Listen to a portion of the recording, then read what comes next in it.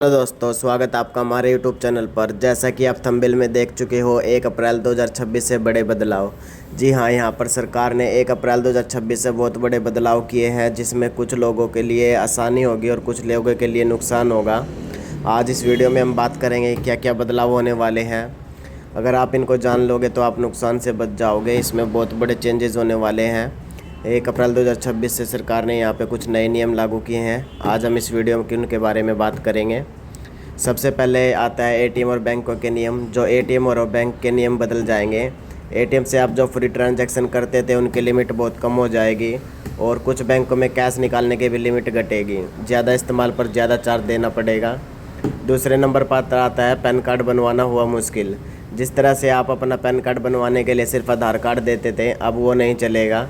अब आपको आधार कार्ड के साथ में डेट ऑफ बर्थ का प्रूफ देना होगा, 10वीं की मार्कशीट, पासपोर्ट या बर्थ सर्टिफिकेट। इससे आपके फर्जी पैन कार्ड पर रोक लगेगी। तीसरे नंबर पर आता है मिनिमम बैलेंस। कई बैंकों में जो मिनिमम बैलेंस है वो बदल सकता है। कम बैलेंस पर पेनल्टी बढ़ सकती है। चौथे नंबर पर आता है डिजिटल पेमेंट। ऑनलाइन पेमेंट में बड़ा बदलाव किया जाएगा। अब सिर्फ OTP से पेमेंट नहीं होगा, 2 स्टेप वेरिफिकेशन ज़रूरी होगी। इससे फ्रॉड कम होंगे और सिक्योरिटी बढ़ेगी। इस तरह से फ्रॉड से आप बच सकते हो। और 5वें नंबर पर आता है ड्राइविंग लाइसेंस। ट्रैफिक चालान बहुत महंगे हो सकते हैं और DL जो ड्राइविंग लाइसेंस है वो डिजिटल अनिवार्य हो सकता है। 1 अप्रैल के बाद गाड़ी चलाने वालों के लिए यह बहुत बड़ी बुरी खबर है, क्योंकि चालान महंगे हो जाएंगे।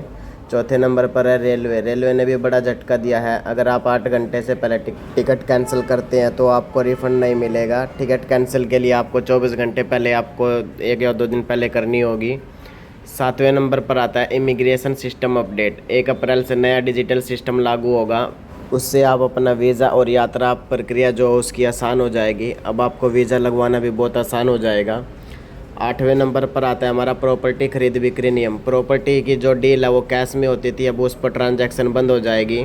रजिस्ट्री प्रोसेस भी डिजिटल हो सकता है, मतलब कि जो आपकी ब्लैक मनी है उस पर लगाम लगेगी। जो भी आप कैश लेते थे उनको बंद कर दिया जाएगा। इसमें भी दलाली का वो ख़त्म हो जाएगा। इस तरह से प्रॉपर्टी खरीद के बिक्री भी जो नियम है वो बदल जाएंगे। जो 9वें नंबर पर आती है हमारी गाड़ियों के नियम। पोल्यूशन नॉर्म्स और सख्त हो सकते हैं। पुरानी गाड़ियों पर भी रेस्ट्रिक्शन बढ़ सकते हैं। नई गाड़ी खरीदना, मतलब जो आपको नई गाड़ी खरीदेंगे वो महंगी हो सकती हैं, क्योंकि पोल्यूशन और पुरानी गाड़ियों पर इन पर ये जो रेट है बढ़ने वाले हैं। ये गाड़ियों के नियम है। इसके बाद जो आते हैं हमारे 10वां नियम आता है सिम कार्ड की KYC के नियम। अब सिम वेरिफिकेशन और कड़ा होगा, यानी कि फ्रॉड सिम बंद कर दिए जाएंगे, मतलब फेक कॉल और स्कैम कम हो जाएंगे। ये एक अच्छा नियम है। इससे आप फ्रॉड कॉल और स्कैम से बच सकते हो। 11वें नंबर पर आता है हमारा UPI और बैंक चार्ज।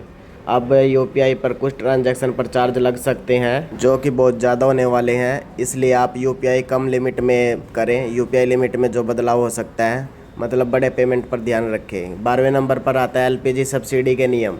अब जो सब्सिडी है आपके डायरेक्ट अकाउंट में आएगी, यानी कि आपका आधार कार्ड लिंक होना चाहिए, आपके आधार DBT होनी चाहिए। इसका मतलब बिना KYC के आपकी सब्सिडी नहीं मिलेगी। इसलिए आप अपना आधार अपडेट रखें और आधार में DBT करवा लें। इस तरह से यहाँ पे इस तरह 12 नियम है जो आपके बदलने वाले हैं। अगर आप इस तरह की अच्छी वीडियो पाना चाहते हैं तो आप हमारे चैनल को सब्सक्राइब कर लें। मिलते हैं आपको नई वीडियो के साथ। धन्यवाद।